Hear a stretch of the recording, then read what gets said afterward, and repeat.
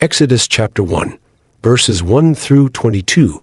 These are the names of the sons of Israel who came to Egypt with Jacob, each with his household: Reuben, Simeon, Levi, and Judah, Issachar, Zebulun, and Benjamin, Dan and Naphtali, Gad and Asher.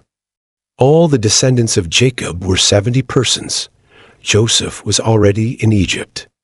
Then Joseph died, and all his brothers and all that generation.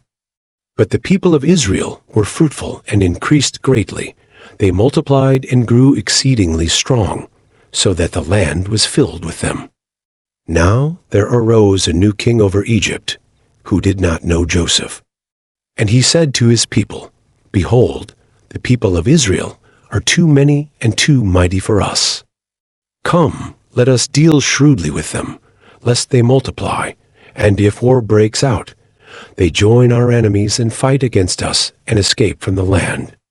Therefore they set taskmasters over them to afflict them with heavy burdens. They built for Pharaoh store cities, Pithom and Ramses. But the more they were oppressed, the more they multiplied, and the more they spread abroad. And the Egyptians were in dread of the people of Israel. So they ruthlessly made the people of Israel work as slaves and made their lives bitter with hard service, in mortar and brick, and in all kinds of work in the field. In all their work, they ruthlessly made them work as slaves. Then the king of Egypt said to the Hebrew midwives, one of whom was named Shiphrah and the other Puah, When you serve as midwife to the Hebrew women, and see them on the birth stool, if it is a son, you shall kill him, but if it is a daughter, she shall live.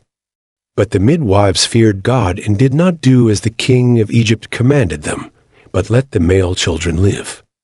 So the king of Egypt called the midwives and said to them, Why have you done this, and let the male children live? The midwives said to Pharaoh, Because the Hebrew women are not like the Egyptian women, for they are vigorous and give birth before the midwife comes to them. So God dealt well with the midwives. And the people multiplied and grew very strong. And because the midwives feared God, he gave them families.